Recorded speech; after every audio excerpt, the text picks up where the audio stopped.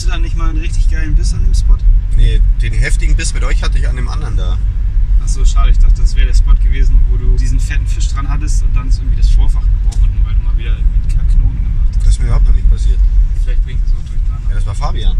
Ach Fabian so. hat da einen Fisch verloren durch einen Knoten, den ich gemacht habe. So Ach war's. so, ah. Ja, sorry, dass ich das durcheinander gebracht habe. Bei dir machst du natürlich immer gute Knoten. Ja, und bei macht den ja auch anderen Sinn. machst du immer Kackknoten. Ja, in dem Fall hat es bombig funktioniert auf jeden Fall. Fabian hat in 10 Tagen keinen Fisch gefangen.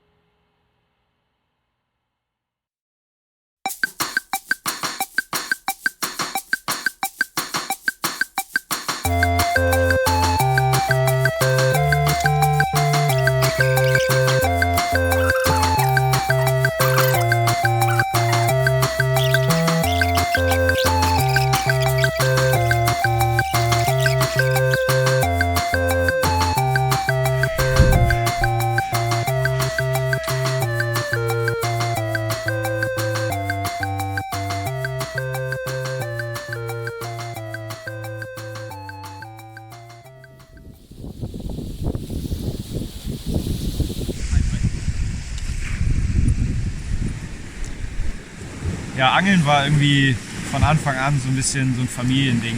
Mein Opa hat mich das erste Mal mitgenommen zum Angeln, da war ich 4 und wir haben natürlich mit der Pose geangelt. Und dann die nächsten Jahre bin ich immer zusammen mit meinem Opa und meinem Vater eigentlich losgegangen.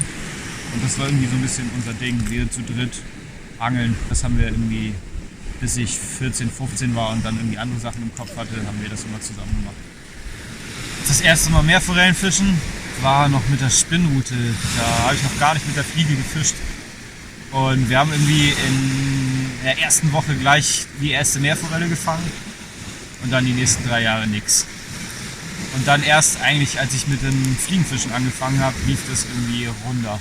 Da habe ich dann beim ersten Mal gleich 4, 5 Fische in der ersten Woche gefangen.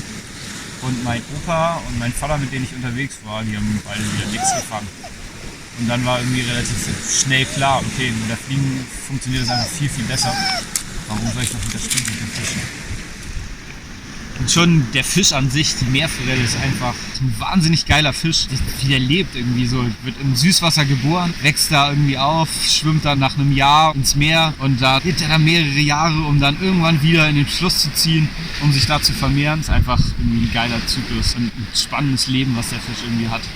Und ja, auch eigentlich ein Fisch, den man gerne mitnimmt und in die Pfanne haut. Geiles Fleisch, schön knallrosa, super lecker. Man muss natürlich so ein bisschen gucken, was für Fische man mitnimmt. Man sollte jetzt nicht jeden Fisch, den man fängt, mitnehmen. So Fische im Herbst, die angefärbt sind, die sind eigentlich in der Vorbereitung zum Laichgeschäft und ziehen dann die Flüsse hoch. Die sollte man wieder schonend und schnell zurücksetzen. Und wir wollen ja auch in 10 Jahren noch mehr Forellen fangen, deswegen sollte man irgendwie gucken, dass man nachhaltig damit umgeht. Und man kann schon hin und wieder mal einen Fisch mitnehmen, aber definitiv nicht jeden.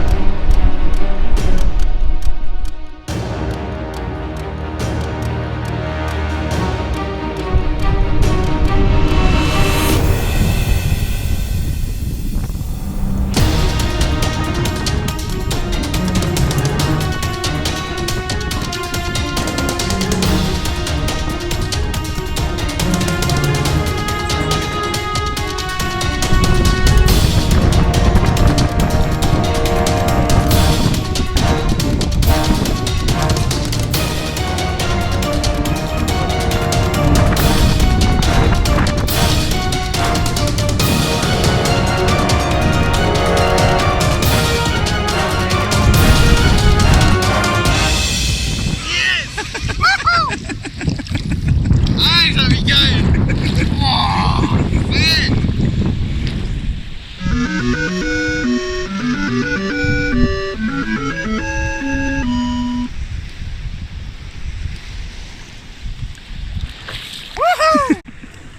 Bam! Woo!